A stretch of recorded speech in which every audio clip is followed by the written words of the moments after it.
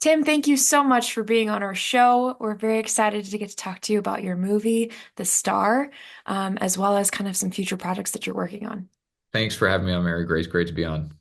So we're just going to jump right in. We would love to discuss how if you want to tell us a little bit about yourself, and then kind of how you got involved with this project, this awesome animated film, The Star. Great. Yeah, so I've wanted to make movies since I was a kid, probably age 11 or 12. I got interested in it and did it as a hobby. I'm the second of six kids, and so there were plenty of kids in the house to, be in the movies. And growing up, most of the movies that we made were about killing each other. So it was like, lots of bottles of ketchup for blood and everything, and that was what we kind of did. But when I got to college, I discovered animation sort of surprisingly. I had thought I'll go to college. I studied history and literature, and I'll just take a 4 year break from making movies. But while I was there, I discovered this little animation class. I had never really thought of doing animation, but in taking that class, I thought, my gosh, I love this. My results are good. And meanwhile, everyone else in my class seemed to be miserable doing animation because it's so slow and painstaking, and the results were not good. So I started to think maybe this is a place where I should like drill a little deeper. So that's how despite never really doing animation as a kid, I got really into animation there as a college student, then went to grad school to study it, and that sort of led me into Hollywood as an animation director. And so while I was in Hollywood looking for the first directing job that I would have, I got a call through my agent for a film that Sony Animation was developing about the Nativity. And that was kind of interesting because look, I got into filmmaking not specifically to make faith-based projects. I'm a cradle Catholic. I was always been a faithful Catholic too, and it's always been deeply behind my desire to make movies, but I never thought that I wanted to make faith-based movies. So at first, I kind of thought, man, I don't think this is the right opportunity for me. And I went into the meeting kind of expressing a point of view that, like, Sony, look, it's great that you guys want to do this. One, I was surprised because they don't do. I don't think well, I say that, but I guess they did have this faith-based shingle called Affirm that did live action faith-based things like I can't remember. There's one about a surfer whose like leg gets bitten off by a shark or something. She was Christian. I can't remember exactly what it. But anyway, they've done some like faith-based stuff in the live action space, but never had done an animated project. I thought it was kind of cool that they were doing it, but I was in that first meeting, I was like, these things tend to not be very good. I grew up on faith-based cartoons, and yeah, if I were to do this, I would not want it. I frankly wouldn't want to make a faith-based film. I would want to make a story and character-based film because I think that's what all good movies are. And I kind of had almost thought that I was politely declining the job, but I got a call back saying, "Hey, they want to have another conversation with you, Tim." And so slowly, I was kind of building momentum towards actually directing this thing, which is, was a great sign that they were open to the point of view that I had. That like, if I'm going to do this, it's really got to be at a high level, at a high standard. And of course, like, yeah, they're totally aligned with that too. No one wants Yeah. to make a bad movie. Right. So that was really cool. Basically, I came on board at Sony with this mandate to make this as entertaining and fun as possible and not make it like a mercy viewing experience where people watch it because they feel like they should because it's about Mhm. Jesus. Yeah. So yeah, we went in, and the film is called The Star. The whole idea, and it's funny, I mean, it's crazy that this film had not been made yet, but it's in a way it's so obvious. You look at a nativity set, you got Mary, Joseph, and the baby Jesus, but you also have all of these animals. And what we realized is that no one has ever made a movie about the story from their point of view. So it was the nativity story from the point of view of the animals. Um, that was not my pitch. That was a concept that they had had at the studio actually since the late 90s. Kind of interesting that the Henson Company had developed it. Mhm. If you think back to the late 90s, you might remember a film called Babe, which was like a live action talking pig, right? Yeah. And so soon after that, the Henson Company started developing The Star as like just kind of imagine that movie Babe, but with all the nativity animals. And the movie kind of just never got made, got stuck in development, and ultimately ended up on the shelf. But when we started working on The Star, it was like, let's redevelop this for animation. Mhm. And so that was kind of interesting, just to kind of pick up an old script and see like, well, now here we are in 2015 working on a script that was originally written in 1997, and what kind of things do we need to change, and just adapt to make this work. And yeah, one of the things we really wanted to do was hit the comedy note really well. It's a really important piece for family entertainment, to just be offering something where the kids will be laughing, mom and dad will be laughing, and that's a challenge when it comes to faith-based or religious sacred subject kind of thing, because you don't want to turn Mary and Joseph into a joke. But at the same time, it's got to be fun, and that's where the animal point of view becomes really handy, because you make the animals the vehicle for the comedy, and we had a little fun too with like Joseph's relationship with the donkey and making them sort of like antagonists to each other. Uh, but Yeah, so the whole thing was like a really nicely put together setup to do what I really wanted to do, which was make a movie worthy of the subject matter, which is the most important thing that has ever happened in history, God becoming one of us. Um, so it's not something you want to take lightly or make a joke out of, but I also wanted to find a way to make it like a fun, winsome family adventure that that kids would want to watch. And the amazing thing has been, in the years since that movie came out, and it's been 7 years now, I think.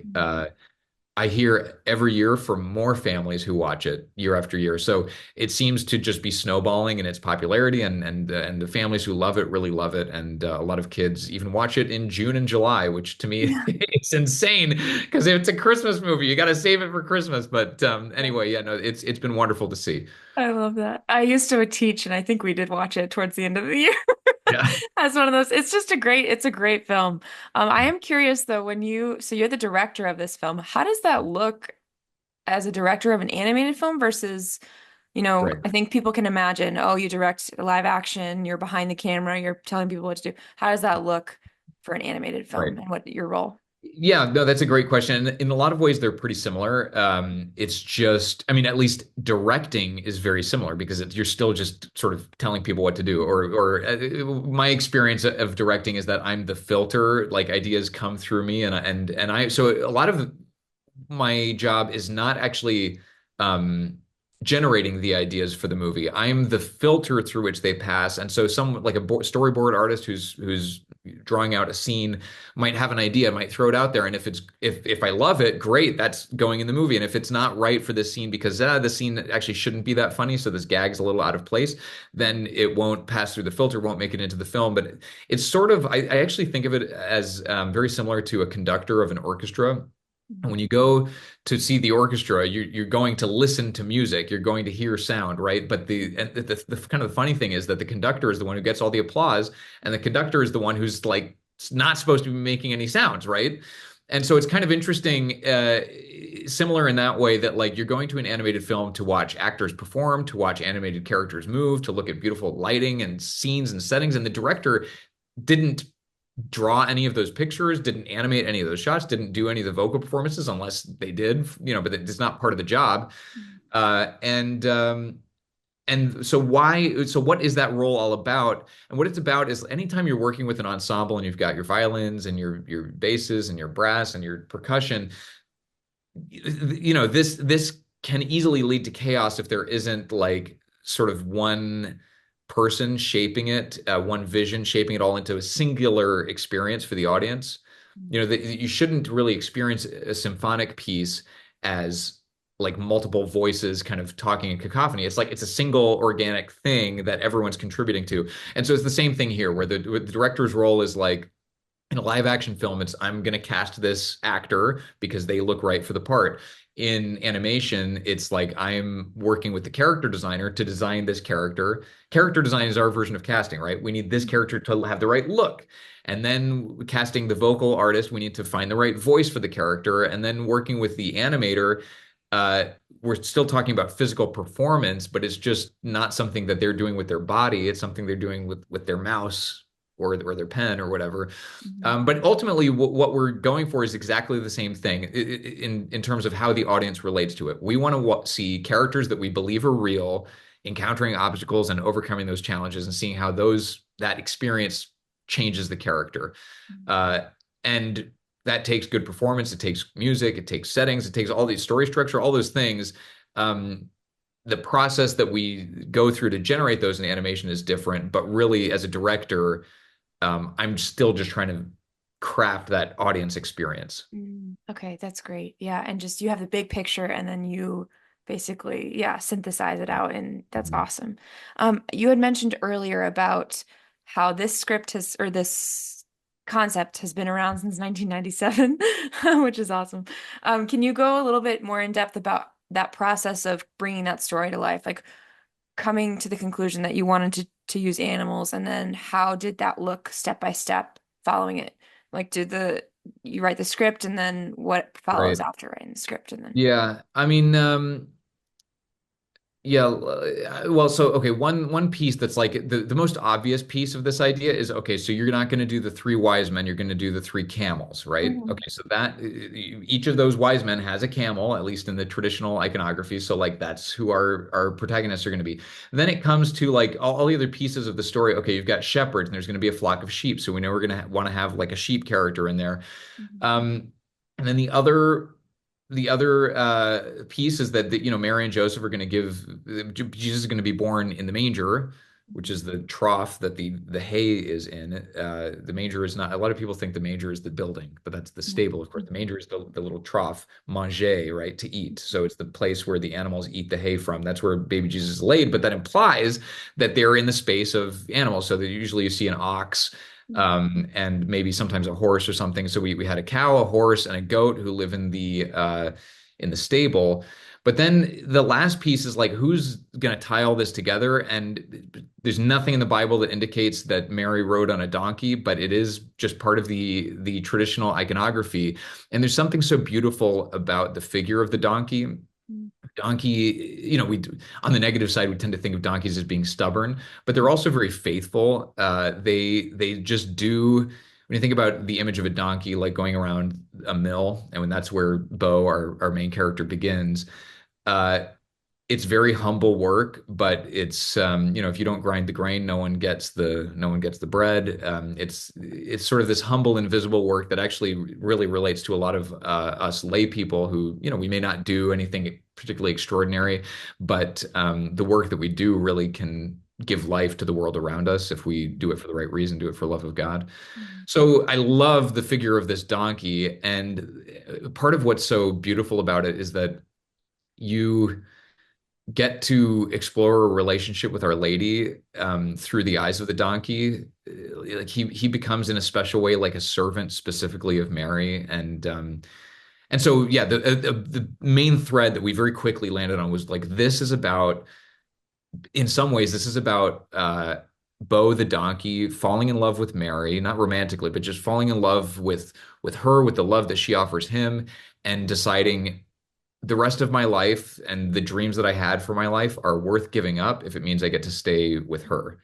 And so that's really the thread that we're pulling through. And one of my favorite parts of the movie is right at the very end, when Bo's looking at the Holy Family. Jesus has been born. The wise men have brought their gifts. Basically, the story is over, and there's the Holy Family. They're Mary, Joseph, and baby Jesus, and they're snuggling and they're all happy.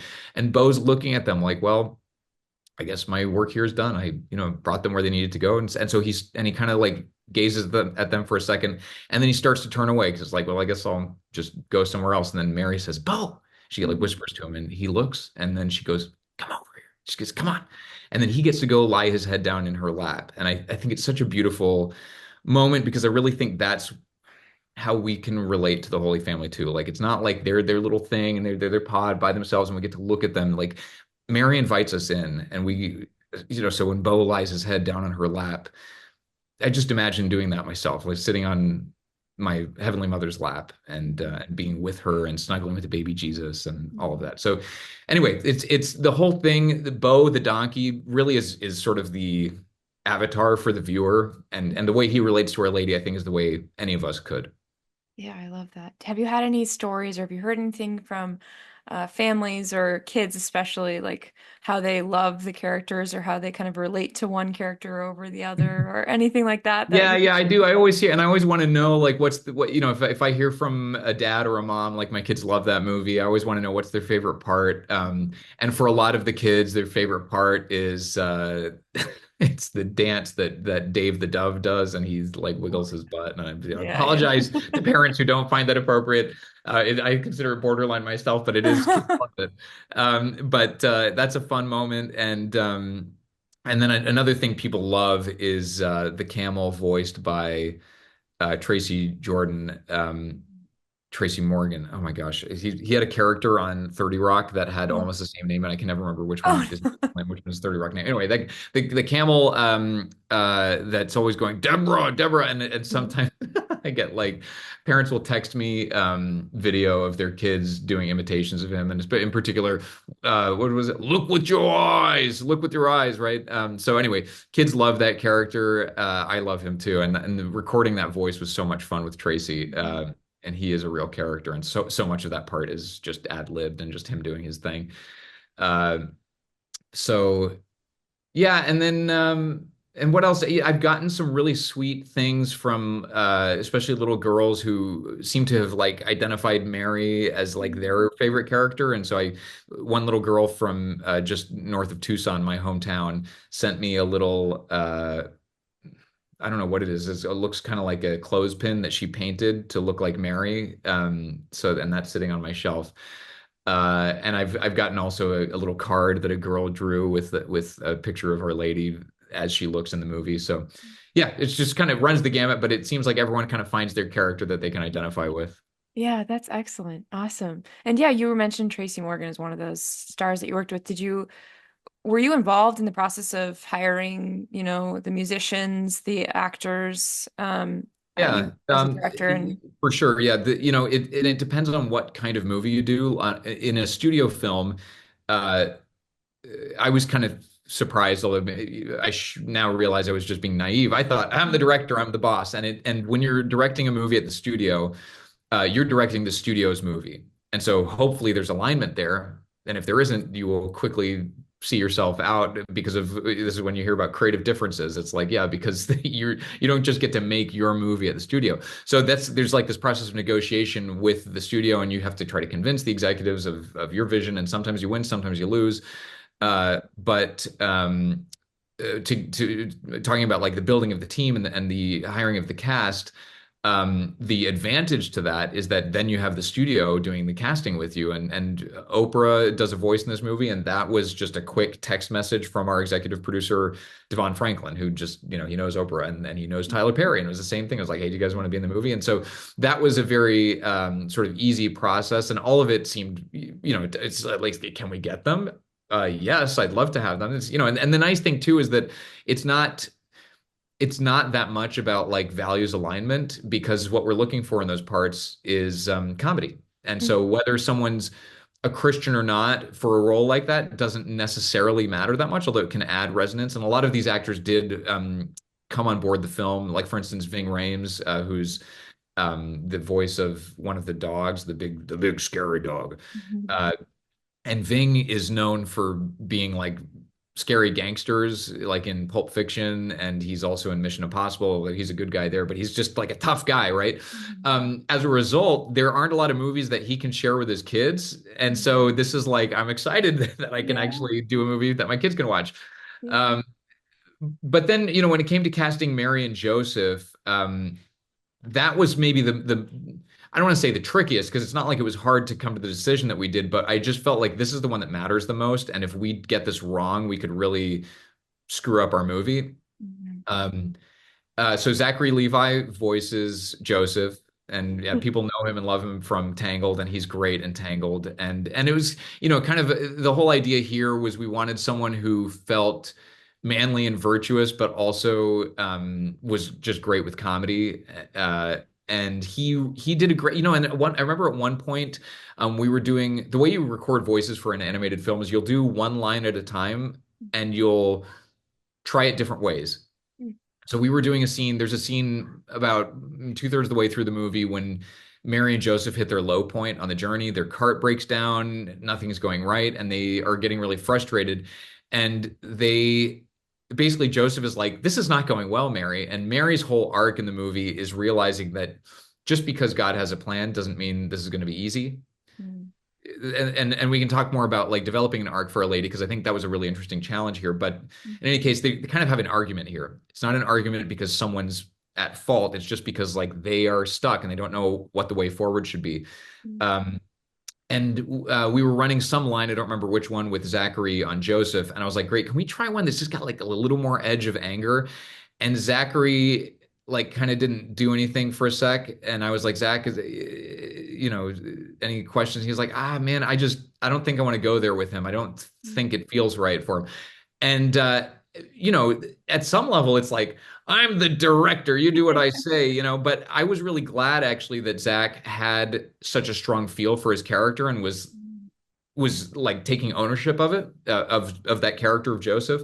mm, So I feel very grateful actually in retrospect for that moment when he pushed back because I think he took the role seriously and wanted to deliver a Joseph that he knew and could understand. And so anyway, so we cast him very well. Mary was Gina Rodriguez, who at the time was really known for Jane the Virgin, which was kind of a funny mm, sort of yeah. like accidental intersection. But the reason we loved Gina for the role was that she was youthful, just had a youthful, likable voice that felt like, she had a nice laugh that makes you want to laugh with her. And the whole idea was especially as a Catholic making a film about the Nativity, and there have been plenty of films about the Nativity, and some of them you always want to make Mary relatable.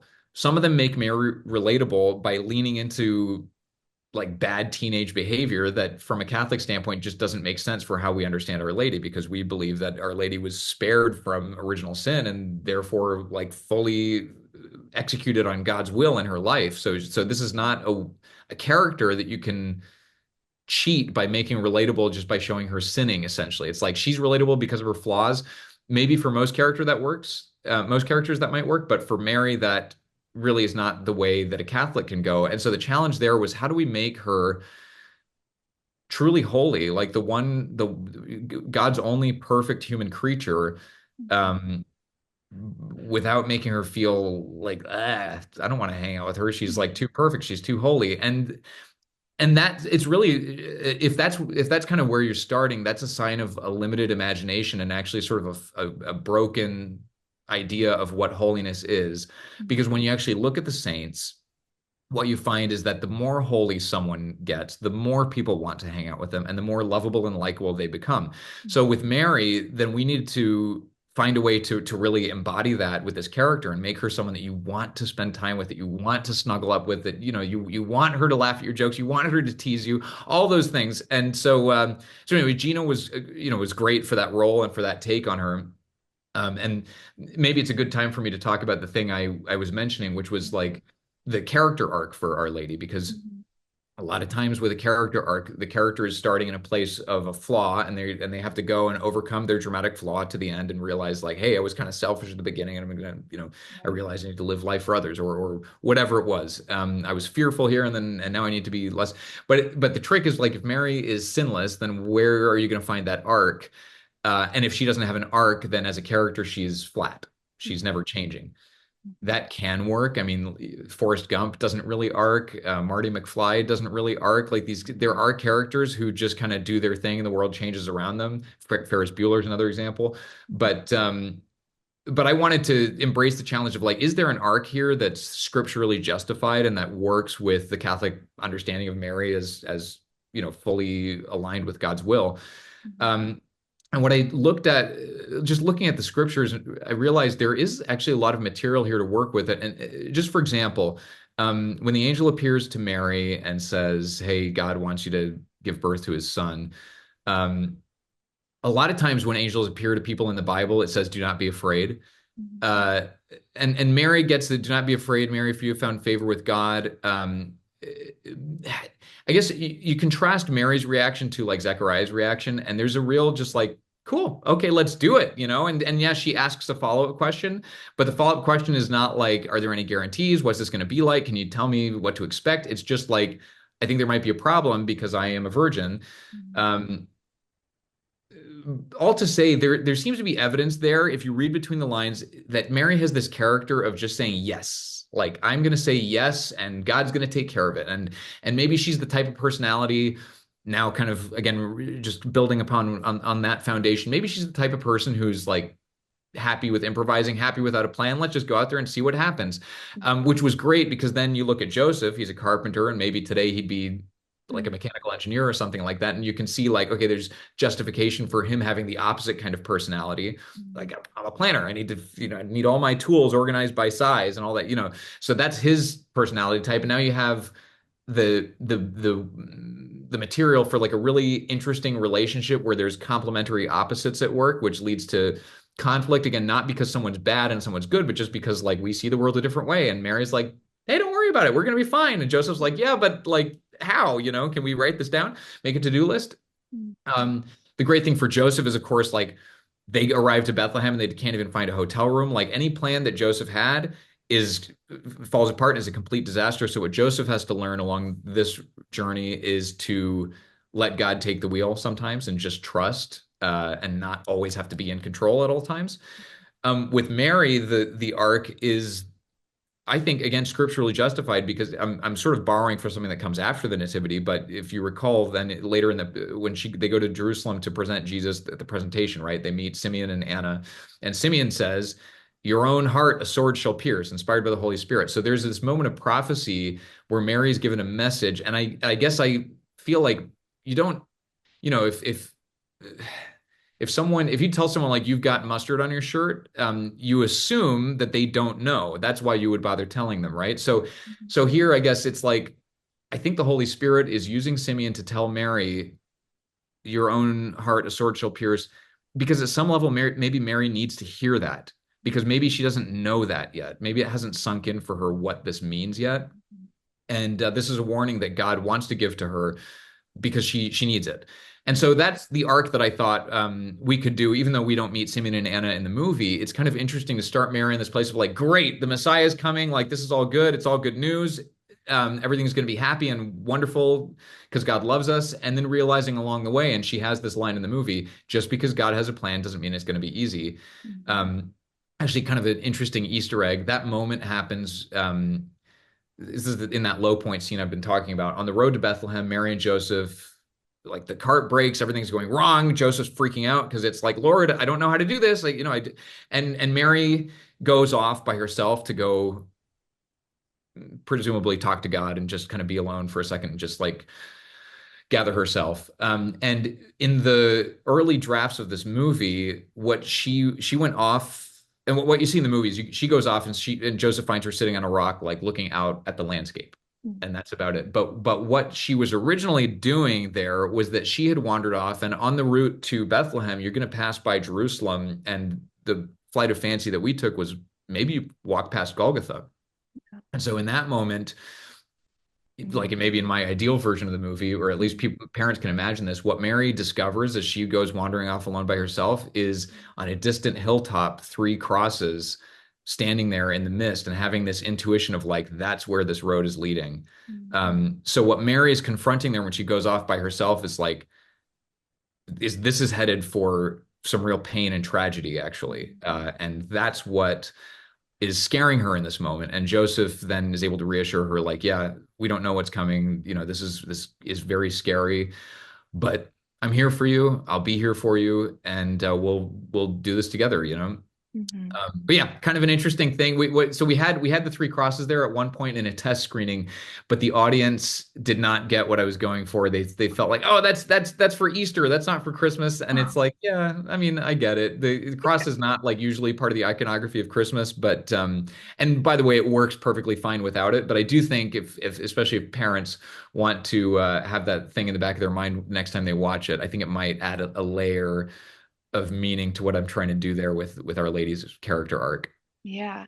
Well, and that's exactly like the what everything you just explained is perfect for why this movie is so great for not only just children but for adults too, because it is very thought-provoking and just yeah, it has the comedy aspect, but then also there's a lot of just things that you consider that, yeah, just to allow yourself to imagine in a sense of how things work. And I love that with the animals too, and them having voices and their own characters, kids can also put themselves into, oh, I would love to be imagine myself being the donkey in the midst of this beautiful scene of the nativity. Totally. Um, And it reminds me of Saint Josemaриa's thing. I think he said like another character on the scene. He said, mhm, just imagine yourself in the Gospels like another character in the scene. And that's totally what this whole experience making this movie was like, okay, if you're the donkey, what are you thinking? If you're this, what are you thinking? And you read Saint Josemaриa's book, Holy Rosary, especially in the Joyful Mysteries, and he talks about like being the little servant who's helping Mary when she receives the message from the angel Gabriel in the Annunciation. But equally, and I'm sure he would agree too, like you could also be the little mouse that's there in our movie, who's just standing in the corner trying to steal some crumbs and watching like, what the heck is this? So it's very in line with the way Saint Josemaria approached the Gospels. yeah, that's awesome. Kind of continuing on this discussion of how you made it, and you had mentioned you had a couple of Easter eggs that, you were there any other ones that parents or kids can kind of keep an eye on that, or even Yeah, just some fun stories that you have to share about just the sure. process of it all? Okay, well, Easter egg wise, there is a funny, one way I started to think about this movie was like this is like a comic book movie where we need to be introducing this superhero to people who have never picked up a comic book, and we need to be giving enough like little goodies to the people who love the comic books and reward them for their, loving readership, right? So, okay, so an example of doing that for this movie was one of my favorite lines is kind of thrown away. I don't know how many people notice it, but when Zechariah and Elizabeth are hanging out at Joseph's house for the wedding, Mm. we just for fun thought like, what if Zechariah is a real loudmouth and just like won't shut up? And then at some point, they're walking out and he's stuck his foot in his mouth for the third time, and Elizabeth is like, I think I liked you better when you couldn't talk. Which I think is such a funny line, and I do imagine like they're like this older couple, like what would they have been like, and what's the fun version of them? And I think there's something fun in like imagining them as being a little bit at odds, and maybe Elizabeth was like, "Wait, you're telling me like you can't talk? Not even a little bit? Yeah. Yeah, like Yeah. That's potentially." great. Yeah. So there was that, yeah, and yeah, I wonder what else. No, there were funny moments. There was a moment along the road, just working on a film with some key people who were Christian and knew the story very well and were believers, but a lot of the people at the studio weren't, and they Mm. nevertheless pursuing this movie in good faith because they want to give the audience something.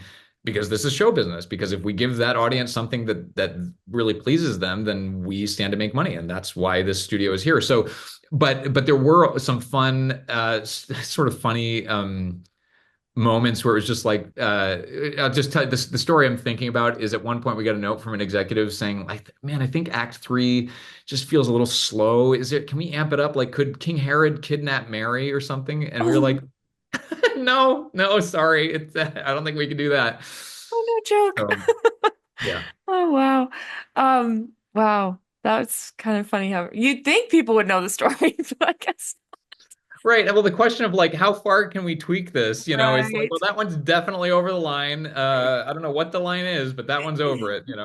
Exactly. Okay, last question just about this experience of making this film. Um, did you have, were there any moments where you were just very, impressed or just kind of inspired or, profoundly affected by, the process of creating this film or even seeing the film finally, like when it was completed, that just reson or remains with you now, even to this day? Mhm. Uh, yeah, okay, I guess maybe there's just a couple of answers that come to mind. Part of what I would say is that the moment that I already talked about, where Bo looks back at the Holy Family and thinks, "Well, okay, my job here is done." Every time I think about that, I get a little knot in my throat, and so I already talked about that and how beautiful I find that because I really think that's the truth of how we stand in relationship to the Holy Family, that we're being invited in, even though we don't belong anywhere near there, and that's very moving to me. That part of the movies has always been my favorite, and in particular, my favorite shot in the entire movie is Mhm. in that. spot. And it's so funny. Like I've watched this movie a lot of times, and anyone who's a filmmaker or any sort of artist, I'm sure would recognize the experience of like when you watch your own stuff, the only thing you notice are those things that got screwed up. And Yeah. so like there's plenty of things in that movie where I'm like, oh, and just like can't bear to watch it. But then after this movie where like some shots are over animated and there's too much going on and whatever, there's this shot where Bo gazes at them and I remember directing the animator on that shot, this guy named Joe. He did three passes at that shot before I approved the animation, and it was so interesting because like we kept wanting to like have Bo do something, Mm. but it was just stripping it down. And so what it is just like it's just this a shot of finally nothing happening, of just Bo looking, and there's just this nice silence and openness to it that I think I've grown as a filmmaker, having realized like the most beautiful shot in this movie to me is the one where almost nothing is happening. And I think now I kind of realize how important it is to give the audience some repose and give the audience room to just live in a moment. So anyway, that not only is that my favorite story moment in the movie, but it's also my favorite aesthetic experience of the movie is when finally everything slows down and you just sit there with it, Mhm. you know. Wow. Yeah. Excellent. Well, if our audience has, listened to this podcast and would love to watch the movie, The Star is, I'm sure, on all kinds of platforms. Yeah, Sony doesn't have its own streamer, so it never has like a particular home. It's been on Netflix, then it's been on Pureflix, and it's been on this and that. I think the best way to find it probably is to get a Blu-ray on Amazon or find a digital rental on Amazon, or a digital copy, I guess. I still buy DVDs because I like having a shelf of movies. Yeah. But yeah, Yeah. And we'd love to hear about kind of some things that you're working on now. So you worked on that movie 7 years ago. right. What have been some other things that you've been working on in your Yeah, so project? I mean, the big thing that I'm really excited about has been the work of the past couple years, and it's starting a new studio called Sycamore Studios. So I'm the co-founder of a studio called Sycamore Studios. We are dedicated to doing good, true, and beautiful family entertainment. And I say that it kind of going full circle to where I started, saying that we aren't specifically doing faith-based content at all, although of course, I am a Catholic filmmaker. But my belief is that we can really offer families of faith and families who aren't of faith a lot of real solid value in truth, beauty, and goodness, with movies that aren't necessarily on sacred subjects. And so, what we want to provide is entertaining movies that are really rooted in these values, timeless values. Um, that and I know that there are a lot of families who are looking for an alternative because they're not happy with what's being offered to them.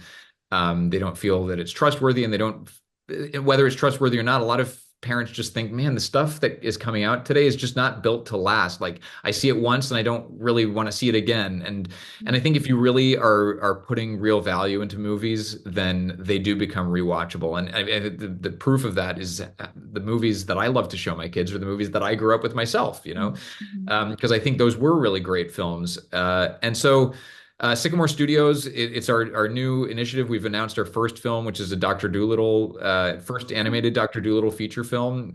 Should be coming in the next few years. And we've got two more films that we'll be announcing very soon based on best-selling graphic novel series. And if anyone wants to follow us and kind of get more news, we are on social media, not doing much there. But what I recommend is go to sycamorestudios.com, and we've got a sign up list for people to kind of put in their emails. It lands on a database. And when we have announcements, we'll be putting them out through any of those email addresses that come to us on the website. So, yeah, sycamorestudios.com is a place to sign up for more news. And we're really excited to just be bringing movies that are made to be classics back to the theaters for families. Yeah, I love that. Wow, thank you. And we'll include that definitely in the show notes. And Thank you. yeah, so thank you, Tim, so much for sharing your just your experience with this movie and directing. And also, we hope for a lot of success for this future project of yours too. Thanks so much, Mary Grace.